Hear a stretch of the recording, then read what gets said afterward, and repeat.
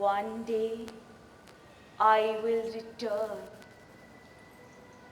and make thee drink from the eternal cup. His streams of force shall triumph in thy limbs, and wisdom's calm control thy passionate heart. On passed she, in her spirit's upward route, all beautiful grew, subtle and high and strange. O Savitri, I am thy secret soul.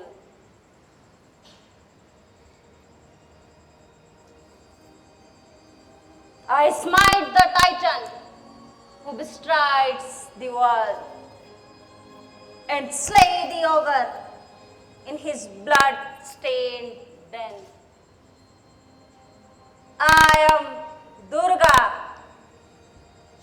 goddess of the proud and strong, and Lakshmi, queen of the fair and fortunate. I wear the face of Kali. When I kill, I trample the corpses of the demon hordes. I am charged by God to do His mighty work. Uncaring, I serve His will, who sent me forth. Reckless of peril and earthly consequence. She spoke, and from the lower human world an answer, a warped echo, met her speech.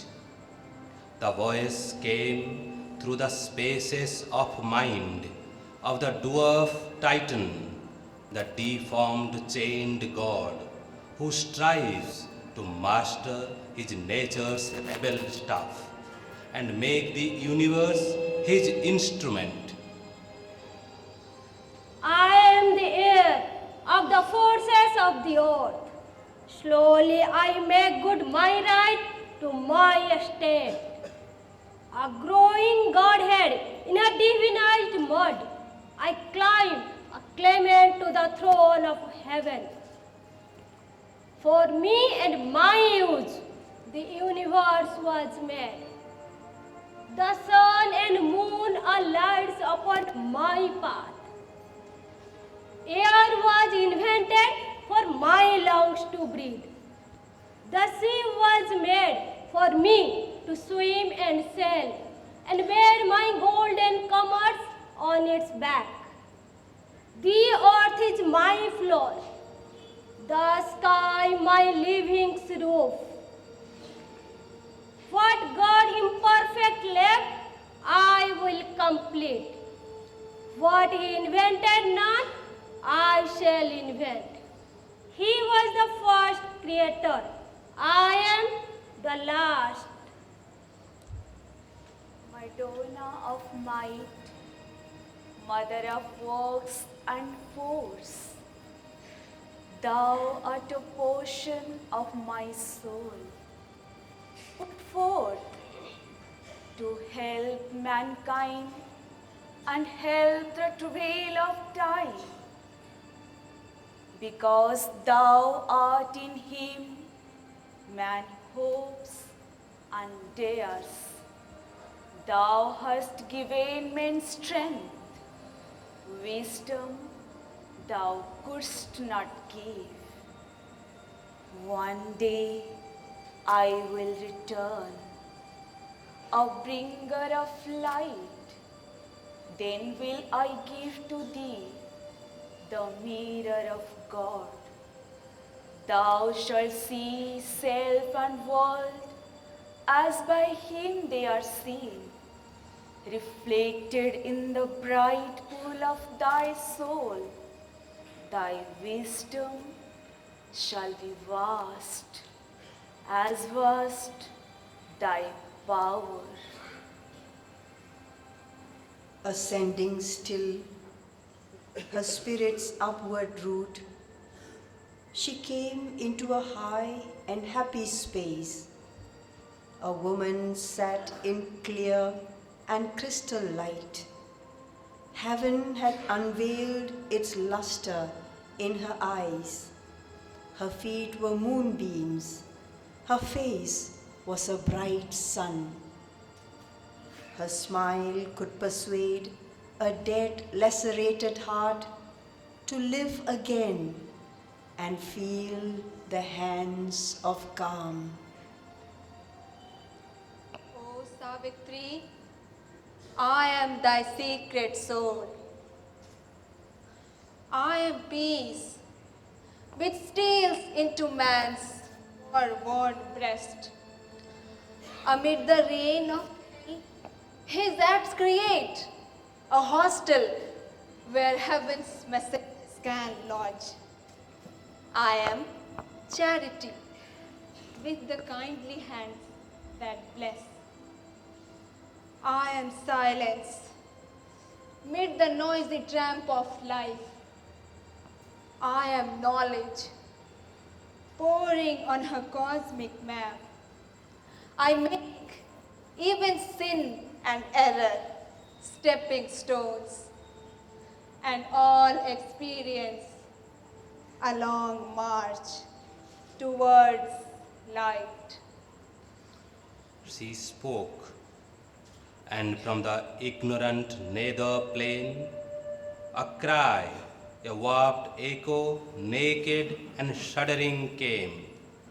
A voice of the saint's shackled human mind, bound in the chains of earthly ignorance. I am the mind of God's great ignorant world, ascending to knowledge by the steps he made. I am the all-discovering thought of man. I am a God fettered by matter and sense, an animal prison in a fence of thorns, a beast of labor asking for his food, a smith tied to his anvil and each forge. Yet, how illusioned the God enlarged my room.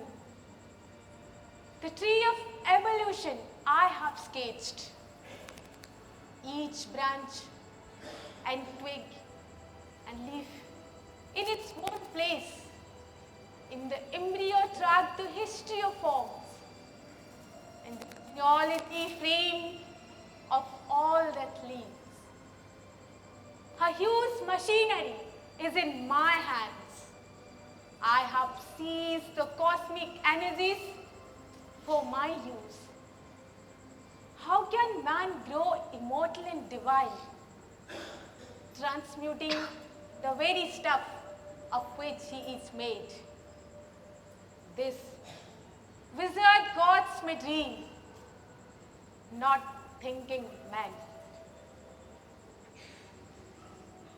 Madonna of light, mother of joy and peace, thou art a portion of myself, put forth to raise the spirit to its forgotten height and wake the soul by touches of the heavens.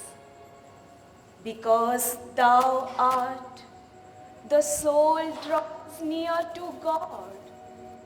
Because thou art, love grows in spite of hate, and knowledge walks unslain in the pit of night. One day I will return, his hands in mine. Thou shalt see the face of the Absolute. Then shall the holy marriage be achieved. Then shall the divine family be born. There shall be light and peace in all the worlds.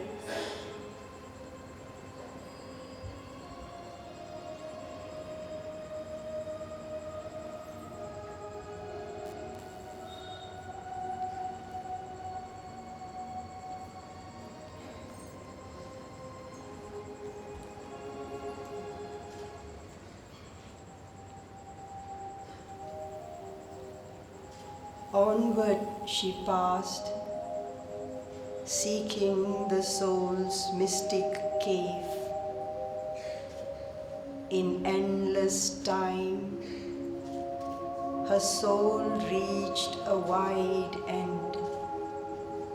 The spaceless vast became her spirit's place.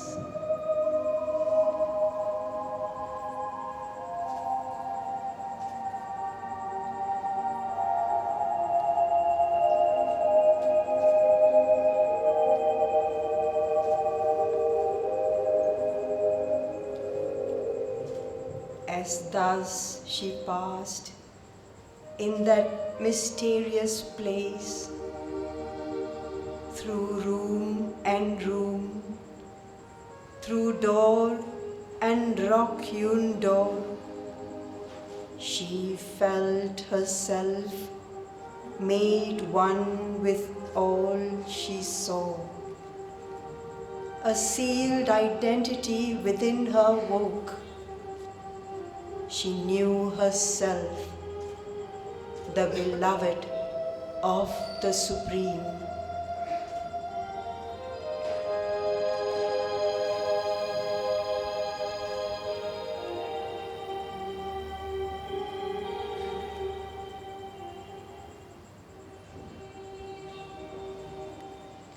In the last chamber, on a golden seat, one sat whose shape no vision could define. Only one felt the world's unattainable fount, a power of which she was a straying force, an invisible beauty, goal of the world's desire, a sun of which all knowledge is a beam, a greatness without whom no life could be.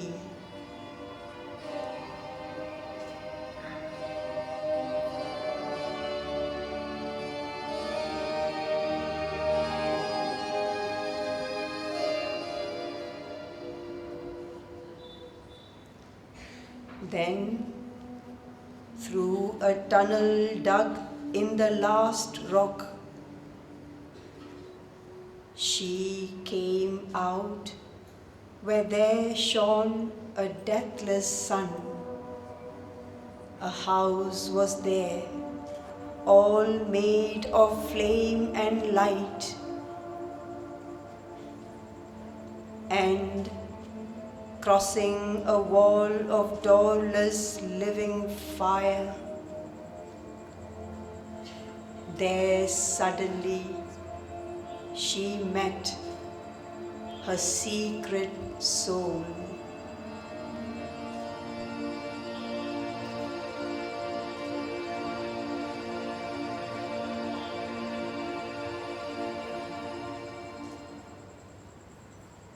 Here, in this chamber of flame and light they met. They looked upon each other, knew themselves, the secret deity and its human part, the calm immortal and the struggling soul. Then, with a magic transformation speed, they rushed into each other and grew one.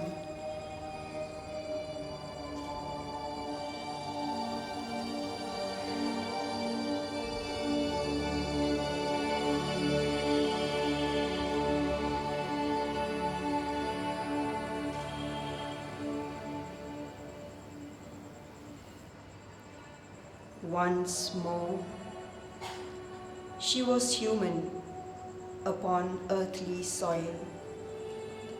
In the muttering night, amid the rain-swept woods and the rude cottage where she sat in trance, that subtle world withdrew deeply within, behind the sun veil of the inner sight.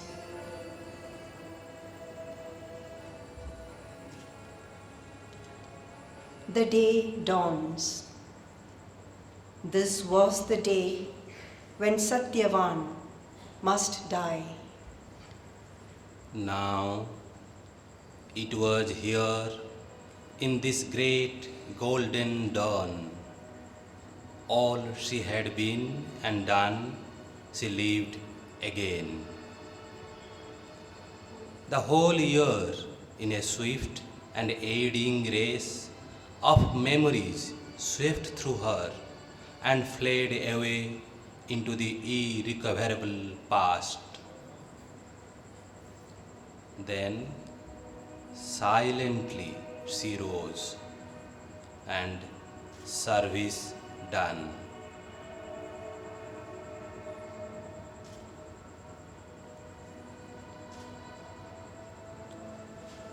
Bowed down to the great goddess, simply carved by Satyavan upon a forest stone. What prayer she breathed, her soul and Durga knew.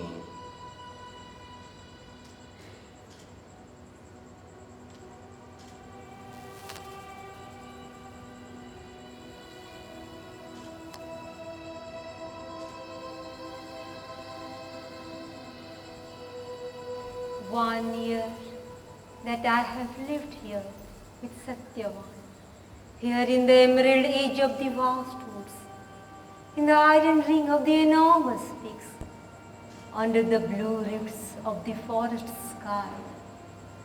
I have not gone into the silences of this great woodland that has enriched my thoughts with mystery, nor in its great miracles wandered. But this small clearing was my world. But now a strong desire has seized on my heart to go with Satyavan, holding his hand into the life he has loved, and touch the forest herbs he has trod, and know the forest flowers, and hear at ease the birds and the scurrying life, the stars and sieges, reach far rustle of boughs, and all the mystic whisperings of the woods. Release me now, let my heart have rest. Do as thy wise mind desires, O calm child sovereign with the eyes that rule. I hold thee for a strong goddess who has come pitying our barren days. So dost thou serve even as a slave might. Yet art thou beyond all that thou doest. All our minds conceive like the strong sun that serves earth from above.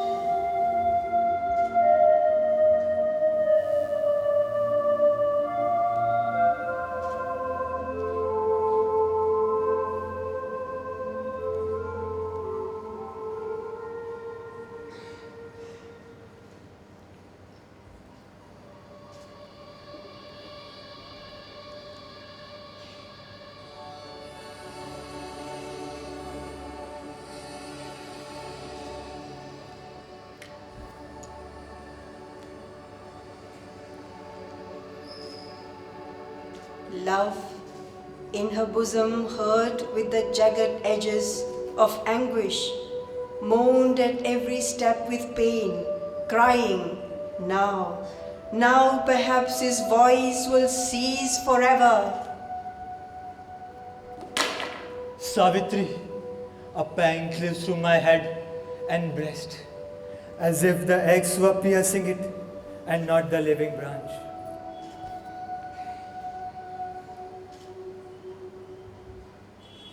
A while, let me lay my head upon thy lap and guard me with thy hands from evil fate.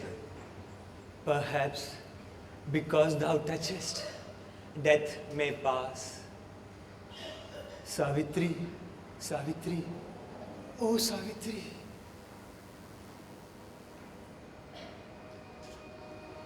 Near her, she felt a silent shade immense, chilling the noon with darkness for its back.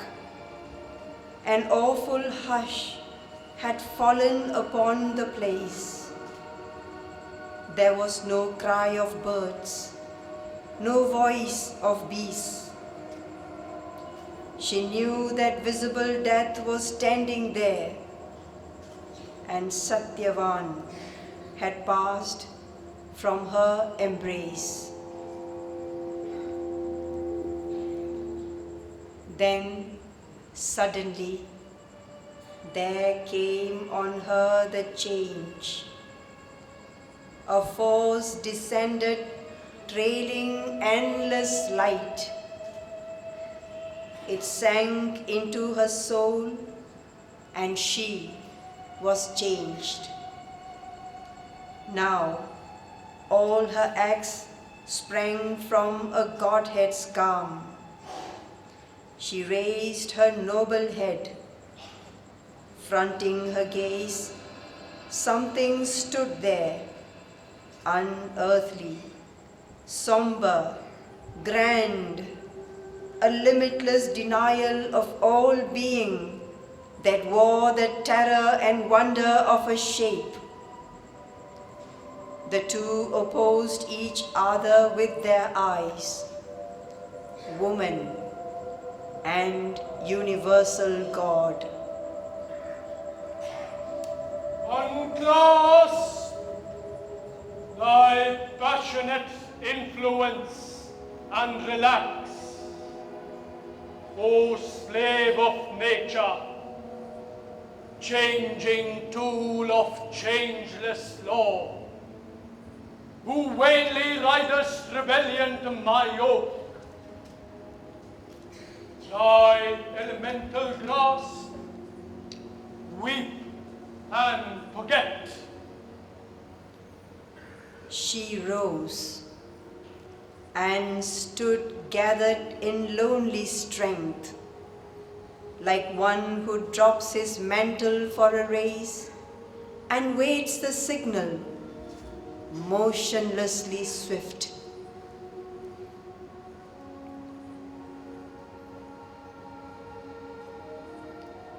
And Savitri moved behind eternal death. Her mortal pace was equaled with the gods. O mortal, turn back to thy transient kind. Aspire not to accompany death to his home, as if thy breath could live where time must die. This is my silent, dark immensity. This is the home of everlasting night. This is the secrecy of nothingness, entombing the vanity of life's desires. Hope not to win back to thee, Satyavan. I bow not to thee, O huge mask of death. Conscious of immortality, I walk. First I demand, whatever Satyavan, my husband, waking in the forest charm, out of his long, pure childhood's lonely dreams, desired and had not for his beautiful life.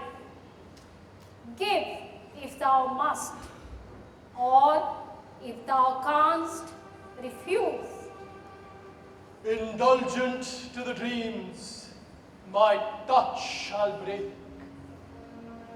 I yield to his blind father's longing heart.